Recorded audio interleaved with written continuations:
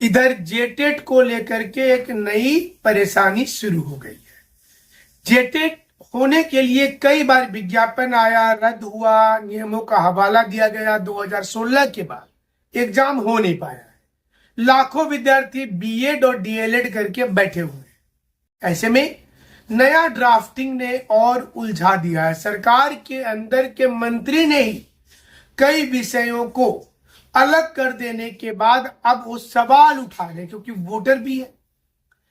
बात सिर्फ भोजपुरी, अंगिका और अन्य विषय की नहीं है। अन्य जिले में कहीं से मुंडारी हटा दिया गया, कहीं से हो, कहीं से बंगाली, कहीं से खड़िया। सवाल यही है कि जिला शिक्षा पदाधिकारी की जो रिपोर्ट आई, क्या वो रिपोर्ट में उन भाषाओं को हटाना सही है? क्यों हटाया गया? क्योंकि ये डिस्ट्रिक्ट वाइज हटाने का परंपरा शुरू हुआ है। ऐसे में ड्राफ्ट बनने के बाद यहां से कैबिनेट के पास चला जाएगा, फिर स्वीकृति मिलेगी। सब मिलाकर के साल के अंत तक ही जेटेट हो पाएगा।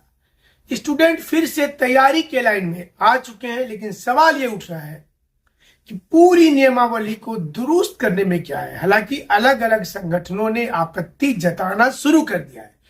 पूर्वी सिंहभूम, गढ़वा, पलामू, बोकारो, धनबाद यानी कि 24 जिला में विरोध हो रहा है। लोगों का यह मानना है कि उनके एरिया में वर्षों से चली आ रही भाषा को वहां से हटा देना गलत है। एक साजिश भी नजर आती है। क्या कमेटी जो बनाई गई, जो ड्राफ्टिंग लाया गया है, जो ड्राफ्टिंग तैयार हुआ है, क्या उसमें जानबूझ करके गड़बड़ी की जाती है ताकि कॉम्प्लिकेशंस हो, जेटेट और उलझता जाए? 13 के बाद 16, 16 के बाद क्या 25 होगा या 26 होगा? 26 होगा तो 10 साल का एक अच्छा, मतलब थोड़ा 10 साल का मतलब गैपिंग हो जाएगा।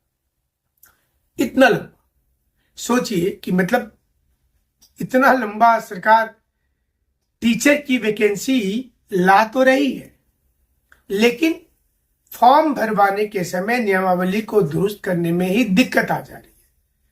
टीम की कमी होगा, जानबूझ करके किया जा रहा है, या फिर लगता है कि चलो जितना डिले चलता जाएगा उतना बेटर होगा। हालांकि वैकेंसी फिर से माध्यमिक आचार्य की आ गई, 1373 वैकेंसी है।